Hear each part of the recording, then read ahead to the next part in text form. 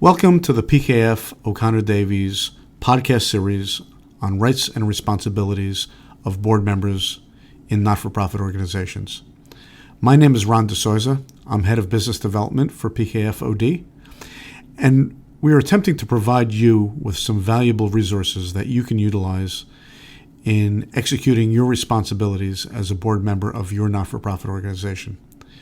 Because it's so topical and in the news every day and such a threat to what we do as an organization and personally in our daily lives, we've chosen to present our first segment on cybersecurity. The segment will be narrated by Thomas DeMeo and Mark Bednarz, and we hope that you find it valuable. And we will be following it up with subsequent podcasts on different issues of interest to you. We thank you for tuning in, and I hope you enjoyed the podcast. Hello, and thank you for joining our Board Governance Podcast. My name is Mark Bednarz, partner in charge of the Risk Advisory Practice. And with me today, I have Thomas DeMeo. He's the partner in charge of the Cybersecurity Practice here at the firm. Tom and I have worked on a number of engagements together, and I thought it'd be a great opportunity for us to talk about cybersecurity risk. Tom, thanks for coming. Thanks, Mark. Appreciate it. So let me just start off with responsibilities for an organization. We talk all the time about how IT is really driving the cybersecurity practice. And, they do most of the heavy lifting that I see. They usually are the ones completing the cybersecurity risk assessment, the policies and procedures, configuring hardware and software, and working with third-party providers as well. But you know what? Management has its responsibility as well. They should be reviewing and approving these policies and procedures, making sure there's adequate funding as it relates to financial resources and staffing. And the board also has a responsibility for overseeing the process. And that's the reason for our discussion today. So I'm just going to start kicking us off by just asking Tom a quick question. You work with so many of these clients in regards to implementing cybersecurity programs. What are some of the challenges you see that the board should consider and evaluate while they're embarking on this process? So to start, I think you touched on a key component, and that's who's responsible for the cybersecurity program. Because like you said, so many organizations look at this as an IT issue. And part of what, we do when we do our assessments and we're communicating with boards is educating them that, yes, IT is part of the solution, right? But they don't own the problem, right? This is a business issue, specifically a business issue that requires the assistance of a technical solution. And that is where it really lies in your difference. And it's getting management to understand that they need to have their input. They need to have their oversight. Prime example is within the past month, there was a financial services firm, futures company. Regulators came in. There was an incident where money went out the door. And they started asking the chief compliance officer and the executives on, well, what is your cyber program? How effective is it? And they couldn't answer it. And that became a red flag to the regulators because they're saying, well, look, you own the responsibility. You have to know what your cybersecurity program is and how effective it is. So, first is, yes, this is a business issue, not an IT issue. And once you start to get your arms around that, that's where we can start to build our program. Now, once we accept it as a business issue, I think this is where you have to step back, look at your organization, and start to think about, well, what is our risk level, right? And what do I mean by that? So what type of data do we process? Do we have compliance obligations? So whether we're healthcare and we have HIPAA, we're financial services, we have Graham Leach Bliley, we're processing credit cards and we have PCI, or just based on the nature of our business, we're touching a lot of personal sensitive information, social security numbers and all those types of things. Once we understand that, that's going to dictate the extent of the controls we're going to put in play. Right? It's all about the data and understanding the risks of that data. And to a large degree, too, how do you value it? Whether or not certain data has compliance obligations, part of the conversations I have with any company is, well, how do you value your data? Because once I understand that, again, I can start to help them shape their process on the types of controls and things that they should put in place. Are they comfortable with employees working from home using their own equipment and possibly downloading spreadsheets or touching sensitive type documents? These are all questions that have to come into play. So basically, cybersecurity program itself has a start date, but really shouldn't have an end date, right, Tom? Correct. Because it's a continuous process. It's not something that you just start and end it and then you're done and you put the policies on the bookshelf and that's it. You have to constantly monitor processes. You probably need to also update policies and procedures, business strategy changes. You may do an acquisition, right? You have to bring in that company into the fold and making sure those controls are in place there as well. So, again, this is not something that is just a project. And when you think about it, the risks themselves are constantly evolving, right? There's a myriad of risks that are intertwined with cyber fraud. There's financial, reputational, operational, regulatory risks. And I know, Tom, you just talked about, New York DFS and some of the other one, GLBA, and European Union's GDPR. So there's definitely cybersecurity, data protection, privacy laws that are out there. So obviously it's very complex. So I know you and I both worked on an insurance company not too long ago, I'd say about 2 or 3 months ago. And one of the topics that the audit chairman brought up was the idea of having a CISO, right, a Chief Information Security Officer. They were thinking about outsourcing that. We call it a vCISO service. Do you have any thoughts on whether an organization should move forward? Right, he was a little bit hesitant. What's your thoughts on that? Sure.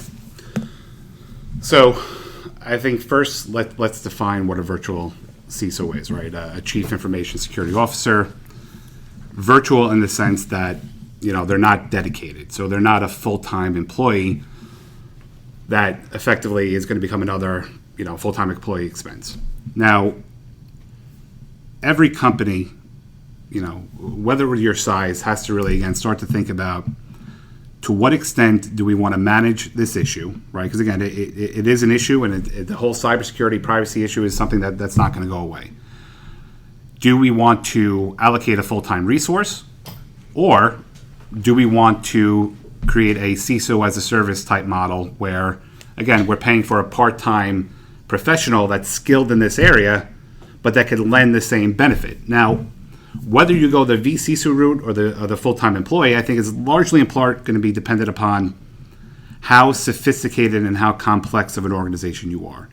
If you're hundreds of employees, multiple sites, heavy regulations, global footprint, at this point in this day and time, you probably want to start thinking about a full-time CISO. But look, the small to medium sector, when you think about the number of businesses that are out there, there's a lot more small to medium businesses than there are Fortune 500 companies. And when you're a small to medium business, it may not make economic sense to have the expense of a full-time CISO, right? There might not be enough for them to do, and quite frankly, the cost might exceed the benefit, right? Because you're going to look at the cost-benefit relationship. This is where I think looking at a vCISO is a perfect opportunity to have the resources and the skill set in place to, one, help you understand the risk and help you manage the risk, but again, on a part-time basis. So you're not committing to that full-time expense. Now, when you start thinking about a vCISO, because again, this is something that every company out there that offers IT is offering this vCISO service, you really have to look at what that company is and really the skill set of the person that they're claiming is going to, provide this. If you can get a professional with a professional firm that has the experience, that understands the compliance obligations, that understands the cyber landscape, has that advisory experience, then there could be a lot of value in, again, outsourcing that component. Thanks, Tom. I'm going to throw a little bit of a curveball at you. Both you and I talked about GDPR, and again, a lot of these regulations out there has a cybersecurity component to it, but obviously there's a legal component addressing the privacy aspect of it. So I wonder if maybe you can just talk a little bit about privacy laws and regulations. Sure. Privacy has become one of those things that, this has really become your next hot topic. From a boardroom discussion to the regulators, privacy has become an issue. And, I think this all stems back to the Facebook and the Cambridge Analytica and people starting to realize, there's a lot of companies out there handling personal data in ways that isn't transparent and ways that could be harmful to the consumer. So, I think the first thing is we have to look at privacy and cybersecurity, kind of envision in your mind, you got these two circles, right? You got privacy in one, you got cybersecurity in the other. They intersect, right? And where they intersect is where your data is going to be. They're two separate areas, but they impact each other, right? You can't have privacy without cybersecurity. And, I think we've definitely spoke about the cybersecurity side of it. Now, privacy really gets into the handling of the personal data, right? How do you collect it? How do you use it? Why do you collect it? Who are you sharing with it? And of course, how do you protect it? I think with what we're seeing in the landscape, right, started with the EU with the GDPR. Now we're seeing it stateside, where we have the California regulation, the CCPA. New York just came out with their New York Shield Act, Stop Hacks and Improve Electronic Data Security, which all has these privacy elements. This is something that if you're not impacted now, somehow or some way, you will be impacted by a privacy regulation. Because with the way these regulations are really being written, again, you look at California, you look at the GDPR, you look at the New York Shield Act, their territorial scope extends beyond the state. So, you could be a company that's in Kansas, but if your business collects personal information from California or New York, well, now you're subject to both the California and the New York privacy laws, right? So somehow, somewhere, you're going to get looped into this. And I think what you're seeing even in Silicon Valley is that, you got a lot of these tech companies, and I think even in the States, almost looking to the feds to kind of start to put an overarching law, because what's going to happen is you're going to get all this fragmentation, and it's going to become very hard to deal with. However, I think there is a practical way to get ahead of this. And I think the first thing you have to do is visit your privacy policy, right? Do you even have a privacy policy? Where is it? Is it on your website?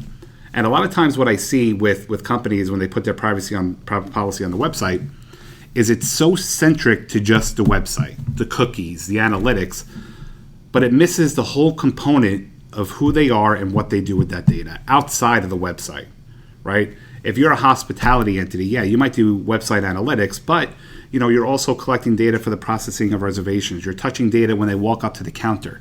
These are all things that have to start to be transparent. And again, to position yourself, you want to start to embrace privacy by design and by default.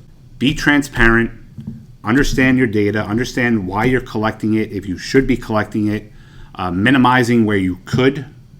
And again, having the cybersecurity elements. If you foundationally build out a strong privacy and cybersecurity program, quite frankly, it's not going to matter. It doesn't matter what the regulation is going to be.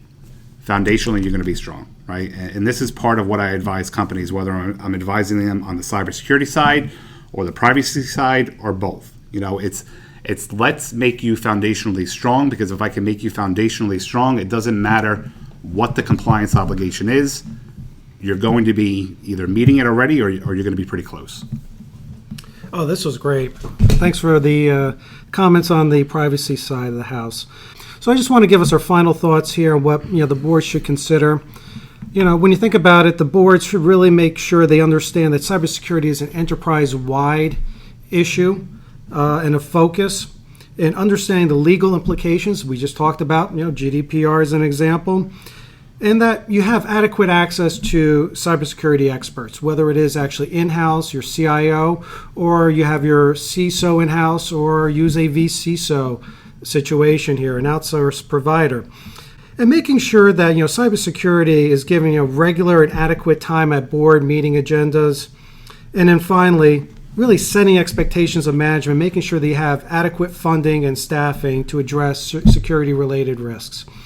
I just want to thank Tom for participating in today's podcast. Thanks for having me, Mark. This has been fun, and hopefully a lot of boards and senior management will get value out of this conversation. And I want to thank everybody else for listening to today's discussion on cybersecurity, and hopefully you'll join us for another future podcast.